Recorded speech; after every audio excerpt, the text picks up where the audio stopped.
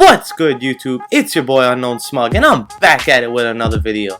So today I'm bringing you guys a gameplay on how to defend screens in this game. Now I know a lot of people struggle to defend screens in this game, and they look down upon screens just because for that fact that it's a little more challenging to defend screens. But all you need in this game is good communication and know how to play the screens properly, and you guys are good. So as you see, I'm showing you guys a nice gameplay against all elites.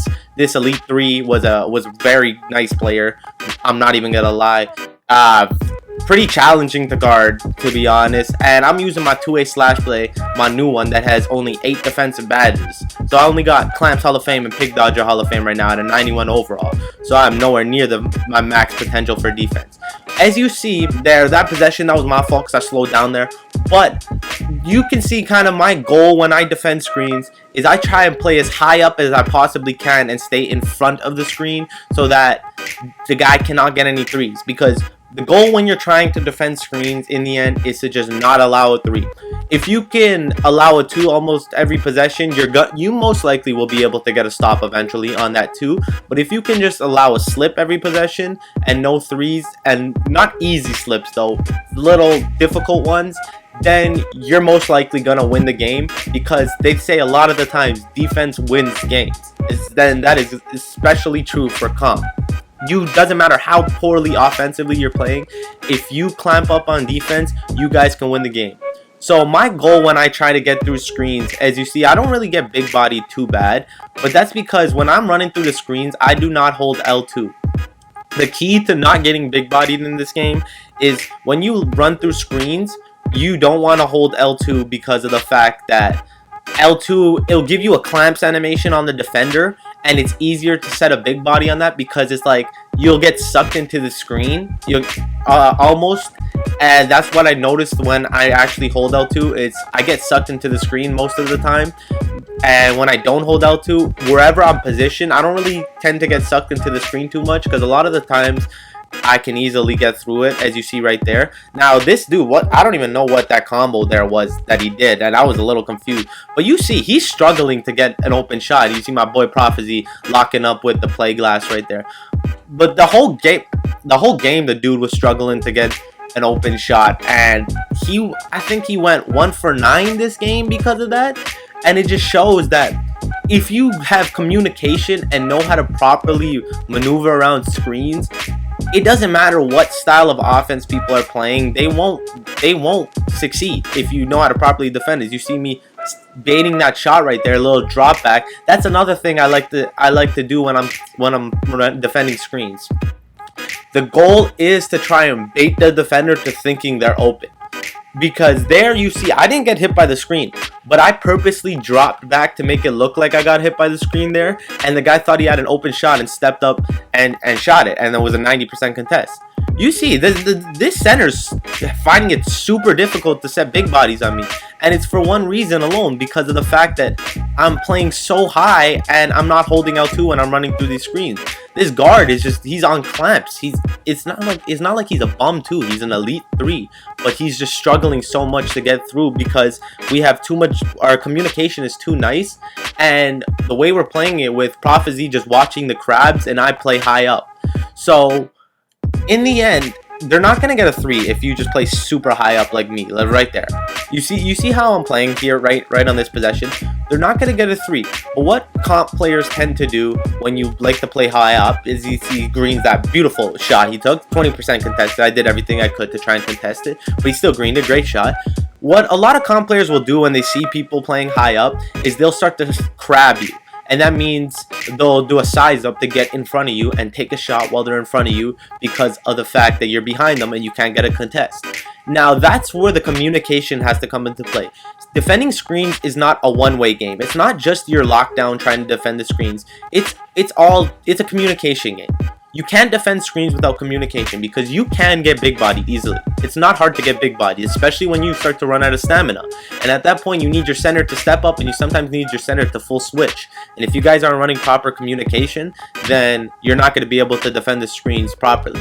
Now, whenever I play with Prophecy, our game plan essentially is to just prevent no 3s and try and use chase down to get the slips.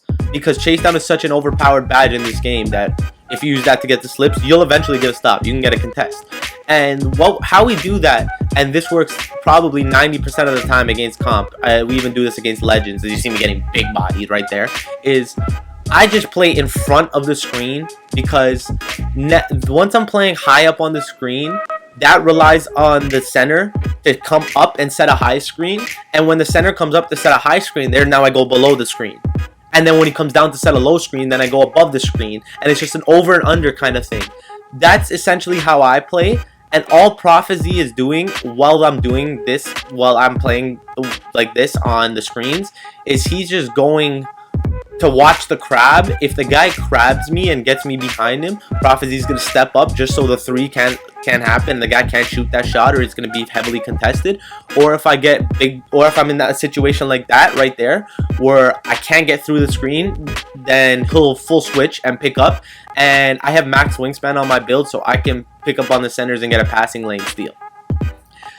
I find that over and under method is probably the most effective way of defending screens, because it's all a mind game. You're just playing with the center on setting bad screens. You're making the center set bad screens essentially. I do it on my offensive threat. It's a lot harder to get through screens easily on the offensive threat because you don't have crazy defense.